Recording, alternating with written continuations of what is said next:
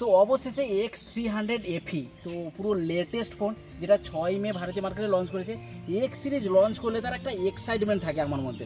অন্য ভিভো সিরিজে আমার ততটা এক্সাইটমেন্ট থাকে না যতটা এক্স সিরিজের মতো থাকে। তো বৃষ্টির জন্য যেরকম চাতক পাখি ওয়েট করে থাকে, সেই রকম এক্স সিরিজের কোনো ফোনের জন্য আমি বস ওয়েট করে থাকি। এই ফোনটিতে এক্স সিরিজ মানে তো ক্যামেরা ঝ্যাকাস হবে, জাইসের পার্টনারশিপ আছে, যেটাতে ক্যামেরা পুরো ঝ্যাকাস আছে। তাছাড়াও এই ফোনটিতে স্ন্যাপড্রাগনের 8 Gen 5 এর প্রসেসর আছে, জাস্ট স্মুথ গেমিং এর জন্য। পুরো লেটেস্ট ফোন। আর এই ফোনটাকে আমি 2-3 দিন ধরে ইউজ করছি, পুরো ফ্ল্যাগশিপ এক্সপিরিয়েন্স পেয়েছি। যদিও এটা ফ্ল্যাগশিপ ফোন, কারণ 80,000 টাকা থেকে তার দাম শুরু, তো ফ্ল্যাগশিপ ফোনই বলতে হবে।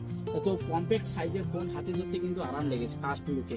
তো এই ফোনটির ব্যাপারে সবকিছু বলবো, কারণ ইউজ তো অনেক দিন ধরেই করেছি। তো সবকিছু জানার জন্য অবশ্যই পুরো ভিডিওটা দেখবে। তারপরে তোমাদের পছন্দ যদি হয় ফোনটা কিনতে যাবে রেখা টেলিকমে। রেখা টেলিকমের সাথে লাইভ এক্সপিরিয়েন্সও কিন্তু পেয়ে যাবে। তো প্রথমে যেটা এই ফোনটিতে আছে ডিজাইন, তো ডিজাইনটা দেখেই বুঝতে পারছো এটা হচ্ছে ফার্স্ট সামনে ডিজাইন আর এটা হচ্ছে পিছনের ডিজাইন। ডিজাইনটা কিন্তু প্রিমিয়াম লাগবে, বিশেষ করে কালারটা এই ফোনের সাথে ব্যাপক ম্যাচ করেছে, মানে পুরো সুপার প্রিমিয়াম লাগবে। আর ক্যামেরা সেটআপটা একটু আলাদা আছে, হরাইজন্টাল টাইপ সেটআপ করেছে, যেটা এক্স সিরিজের তো কোনো ফোনে এরকম সেটআপ দেখতে পাইনি।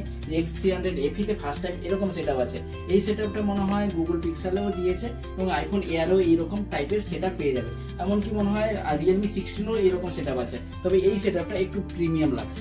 দেখেই বুঝতে পারছি যে কম্প্যাক্ট ফোন, এক হাতে আরামসে ইউজ করতে পারবে। হ্যান্ড ফিলটাও দারুণ, মেটাল বডি আছে, অ্যালুমিনিয়াম ফ্রেম আছে, আর গ্রিপটা কিন্তু দারুণ আছে। কম্প্যাক্ট ফোনের গ্রিপটা কিন্তু দারুণ আছে, মানে এক হাতে আরামসে ইউজ করতে পারবে, দু হাত কাজে লাগাতেই হবে না। মানে বাইক চালাতেও আরামসে এই ফোনটিকে এক হাতে ইউজ করে তোমরা কল ধরতে পারবে, মেসেজ রিপ্লাই করতে পারবে। যদিও এটা করা ঠিক নয়, তবে এগুলো কিছু করতে পারবে।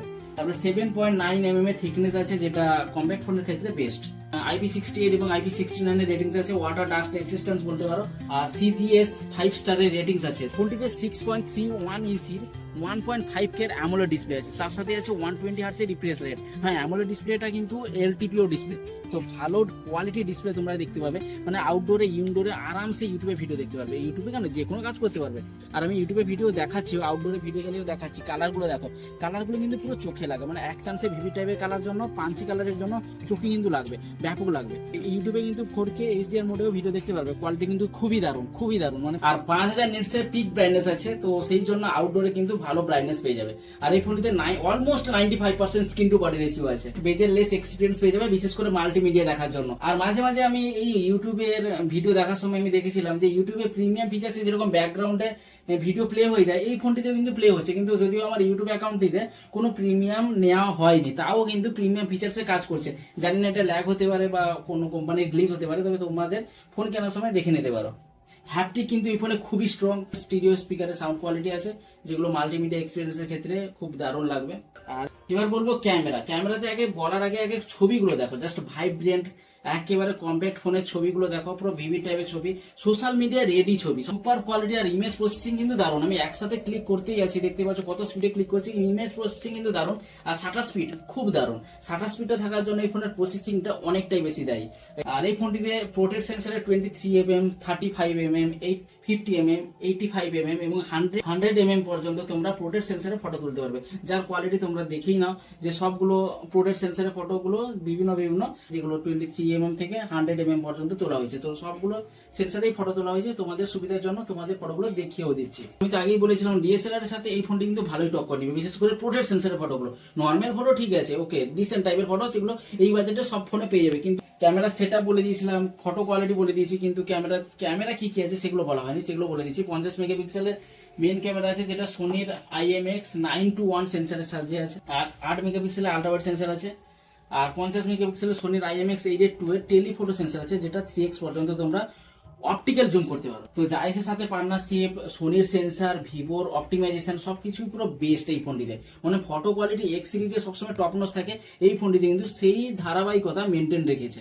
আর এই ফোনটিতে 50 মেগাপিক্সেল সেলফি ক্যামেরা আছে, যেটার কোয়ালিটি খুব ভালো। স্যামসাং এর ZN1 এর সেন্সর আছে, তো 100x পর্যন্ত তোমরা ডিজিটাল জুম করতে পারবে। তো তোমরা 50x 40x পর্যন্ত জুম কোয়ালিটির ফটোগুলো কিন্তু দারুণ লাগবে। 100x এ এই ফোনের ফটো কোয়ালিটি অতটা বেস্ট নয়, সব ফোনের ক্ষেত্রেই হয় এরকম। দেখুন বন্ধুরা, এ জল খাচ্ছে এখন ভিডিও একটু। যদি রেকর্ডিং দেখা হয় 4K, তোমরা 4K 120 fps এ রেকর্ডিং করতে পারবে, 4K 60 fps এ রেকর্ডিং করতে পারবে, কিন্তু ফোনটি 8K ভিডিও রেকর্ডিং সাপোর্ট। যদিও 8K কার লাগে সে অবশ্যই কমেন্ট বক্সে জানিয়ে যে 8K ভিডিও রেকর্ডিং কার লাগে। তো 60 fps 20 fps 4K তে ঠিকই আছে, যার কোয়ালিটি তোমাদের দেখিয়েও দিচ্ছি, কোয়ালিটি দেখে নাও।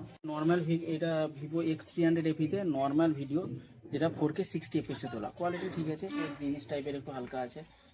ওয়াইএস ওকে, ওয়াইএস ব্যাপক আছে, ক্যামেরা নিয়ে কোনো কথা হবে না, জাইসের পার্টনারশিপের ক্যামেরা কিন্তু দারুণ। আর পোর্ট্রেট ভিডিও কিন্তু 1080p সাপোর্ট, তো 1080pর কোয়ালিটি দেখতে পাচ্ছ, পোর্ট্রেট ভিডিওতে ঠিকই আছে। এবার মানে জাইসের সব রকম ফিল্টার এই ফোনটিতে পেয়ে যাবে, ভিভোর সব রকম ফিল্টার এই ফোনটিতে পেয়ে যাবে, আরো নতুন নতুন ফিচার্স এই ফোনটিতে আছে যেগুলো ক্যামেরা ইউজ করার সময় তোমরা নিজেরাও দেখতে পাবে। আর ক্যামেরাতে সব রকম ফিচার্স পেয়ে যাবে, ভিভো ফোনে যেরকম ফিচার্স থাকে প্রিমিয়াম ফোনগুলোতে সেরকম ফিচার্স পেয়ে যাবে। এক্সটেন্ডার কিট লাগায়, যেটা এক্সটেন্ডার কিট জেন 2, সেই কিট লাগালে এই ফোনের পোর্ট্রেট সেন্সরের ফটোগুলো আরো নেক্সট লেভেলে নিয়ে যাবে। যারা ওয়াইল্ড ফটোগ্রাফি করো বা এমনি ফটোগ্রাফি যাদের শখ, তারা এক্সটেন্ডার কিনে নিয়ে এই ফোনটিকে ইউজ করতে পারো। এক্সটেন্ডার কিনলে ফটোগ্রাফিতে পোর্ট্রেট সেন্সরের ফটোগুলো আরো বেশি কোয়ালিটি ভালো আসবে। আর এই যে ফটোগুলোর কোয়ালিটি খুব দারুণ আছে, অ্যাট্রাকটিভ ফটো আসবে। ক্রিয়েটিভ মোড আছে, যেটাতে তোমরা এআই সাহায্যে বিভিন্ন রকমের ফটো তুলতে পারবে, স্প্রিং উইন্টার যে কোনো সিজন অনুযায়ী ফটো তুলতে পারবে। বরফ পড়ছে, ফুল গাছ আলাদা কালার হয়ে যাচ্ছে, রাস্তার কালার আলাদা হয়ে যাচ্ছে, এইরকম ফটো এই ফোনটিতেও তুলতে পারবে, যেটা Vivo X200 FE তেও ছিল, X200 সিরিজে পুরোটাই ছিল, X300 সিরিজেও আছে। 25টি এআই স্টারের ফটো তুলতে পারবে, তার বেশিও তুলতে পারবে, আপডেটের মাধ্যমে আরো চলে আসবে। সেলফিতেও তোমরা 4K 60 fps এ ভিডিও রেকর্ডিং করতে পারবে, যার কোয়ালিটি এই, এটা 4K 60 fps এ সেলফিতে তোলা, জাস্ট কোয়ালিটিটা দেখো,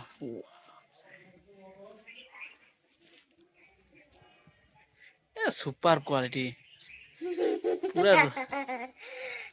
আর এই ফোনটিতে যদি প্রসেসরে যাওয়া হয়, স্ন্যাপড্রাগনের 8 Gen 5 এর প্রসেসর আছে। শুধু যে আমরা জানতাম যে এক্স সিরিজ মানে শুধু ক্যামেরাতে বেস্ট হবে, পারফরমেন্স জাস্ট নর্মাল ডিসেন্ট হিসাবে চলে যাবে, কিন্তু এই ফোনটিতে সেরকম রাখেনি। এই ফোনটিতে পারফরমেন্সও ভালো করে মন দিয়েছে, 8 Gen 5 এর প্রসেসর দিয়েছে, মানে গেমিং এক্সপিরিয়েন্স খুব ভালো হবে। 90 fps এ তোমরা বিজিএমআই খেলতে পারবে, 120 fps এ তোমরা সিওডি খেলতে পারবে, তো স্মুথ গেমিং এক্সপিরিয়েন্স পেয়ে যাবে। হিটিং ইস্যু অতটা নেই, 90 প্রসেসর যেহেতু 3 নানোমিটার বেস্ট, তাই পারফরমেন্স কিন্তু খুব ভালো হবে। মাল্টিটাস্কিং কে বলো বা এমনি নর্মাল গেমিং বলো, পারফরমেন্স কিন্তু ভালো হবে। 3 মিলিয়নের কাছাকাছি কিন্তু আন্তর্জাতিক স্কোর পেয়ে যাবে, যেটা এই প্রসেসরে তো থাকেই। আর প্রসেসরটা যেহেতু ফ্ল্যাগশিপ প্রসেসর, ফোনটাও তাই ফ্ল্যাগশিপ লেভেলে পারফরমেন্স তো দিবেই। এই ফোনটিতে LPDDR5X এর র্যাম টাইপ আছে, UFS 4.1 এর স্টোরেজ টাইপ আছে। আমি র্যাম ম্যানেজমেন্টও দেখেছি, আমি অ্যাপ ওপেনিং ক্লোজের স্পিডটাও দেখেছি, একসাথে অনেক অ্যাপ এই ফোনটিতে কিন্তু কন্ট্রোল করতে পারছে। ফোনটিতে আছে 6500 mAh এর ব্যাটারি, আর 90 ওয়াটের ফাস্ট চার্জিং আছে, তো আরামসে 40-45 মিনিট 1 ঘন্টার ভিতরে ফুল চার্জ হয়ে যাবে। আর 40 ওয়াটে কিন্তু ওয়্যারলেস চার্জিংও দিয়ে দিচ্ছে। ওএস এর আপডেট, যেটা আমার খুবই পছন্দের, অরিজিন ওএস এর আপডেট, মানে ব্যাপক লাগে স্মুথনেসের জন্য এবং এক্সপিরিয়েন্সের জন্য, অনেক ফিচার্সের জন্য অরিজিন ওএস কিন্তু দারুণ লাগে। তাছাড়া আছে Android 16 এর আপডেট, তো সব মিলিয়ে কিন্তু এমনি যদিও প্রিইনস্টল অ্যাপ অনেকগুলো পেয়ে যাবে, তবে এক্সপিরিয়েন্স কিন্তু দারুণ, যেগুলো তোমাকে আনইনস্টল করতেও হবে। 5 বছরের মেজর আপডেট, 7 বছরের সিকিউরিটি আপডেট পেয়ে যাবে। এই ফোনটির বাজেট 80,000 টাকা থেকে শুরু, তবে তোমরা অফার অ্যাপ্লাই করে বা ব্যাংক ডিসকাউন্ট কাজে লাগিয়ে অনেক কম দাম পেয়ে যেতেও পারো, 8-10,000 টাকা ডিসকাউন্টে পেয়ে যেতেও পারো। তো এই ডিসকাউন্ট যদি কারো ব্যাংক অ্যাকাউন্ট থাকুক না থাকুক, এই ডিসকাউন্ট পাওয়ার জন্য অবশ্যই রেখা টেলিকমে যোগাযোগ করো। রেখা টেলিকমে গেলে বেস্ট গিফটের সাহায্যে লাইভ এক্সপিরিয়েন্স করে তোমরা এই ফোনটিকে পারচেস করতে পারবে, কারণ অনেক দোকানে ফ্ল্যাগশিপ ফোনের কিন্তু লাইভ এক্সপিরিয়েন্স করতে দেয় না। তো তোমরা ইউটিউবে ভিডিও দেখে নিলে সেই অনুযায়ী তোমরা ফোন কিনে নিতে পারো দোকানে, কিন্তু এই রেখা টেলিকম একমাত্র সুযোগ করে দিচ্ছে যে তোমরা লাইভ এক্সপিরিয়েন্স করো, তারপরে কিন্তু ফোনটি নিজে পারচেস করে নিয়ে এসো ভালো ডিসকাউন্ট এবং ভালো গিফটের সাহায্যে। তো অবশ্যই রেখা টেলিকমে যোগাযোগ করবে। রেখা টেলিকমের ফোন নাম্বার আর অ্যাড্রেস আমি কমেন্ট বক্সে বা ডেসক্রিপশনে দিয়ে দিব। তো আর এই ফোনটিতে কোন কোন জিনিস তোমাদের স্পেশাল লেগেছে সেটা অবশ্যই কমেন্ট বক্সে জানিও।